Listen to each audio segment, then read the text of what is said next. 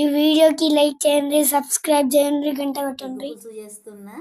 ఉడకబెట్టిన ఎగ్గులు, అందులో కావాల్సిన చింతపండు నానబెట్టిన, ఉల్లిగడ్డలు, జీలకర్ర, మెంతులు, ధనియాలు, కొబ్బరి, మసాలా దినుసులు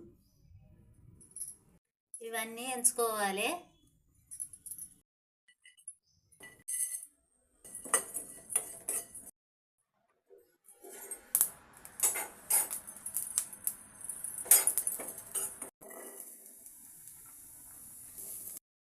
ఇట్లా మంచిగా దూరగా ఎంచుకోవాలి.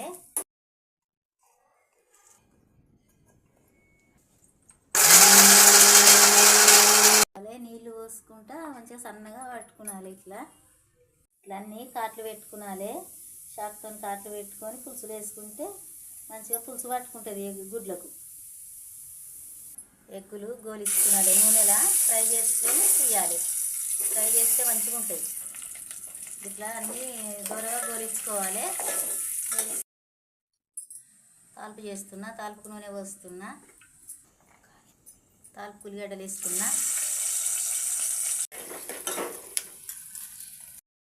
పసుపు వేస్తున్నా.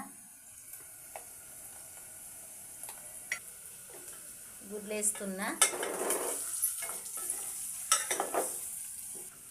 పులుసు పోస్తున్నా. అల్లం ఎల్లిగడ్డ వేస్తున్నా. కారం వేస్తున్నా. దానికి తగ్గట్టు వేసుకోవాలి కారము. దొడ్డు ఉప్పు తగినంత వేసుకోవాలి. కలియామాకు, కొత్తిమీర, పుదీనా అన్నీ కడిగేస్తున్నా.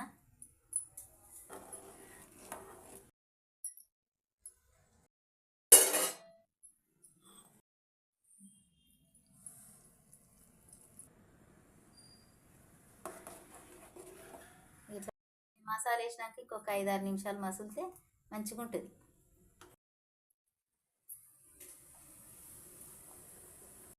ఇట్లా ఉడకాలి. పులుసులో మంచిగా ఉడికితే ఎగ్గులు ఇట్లా అవుతాయి.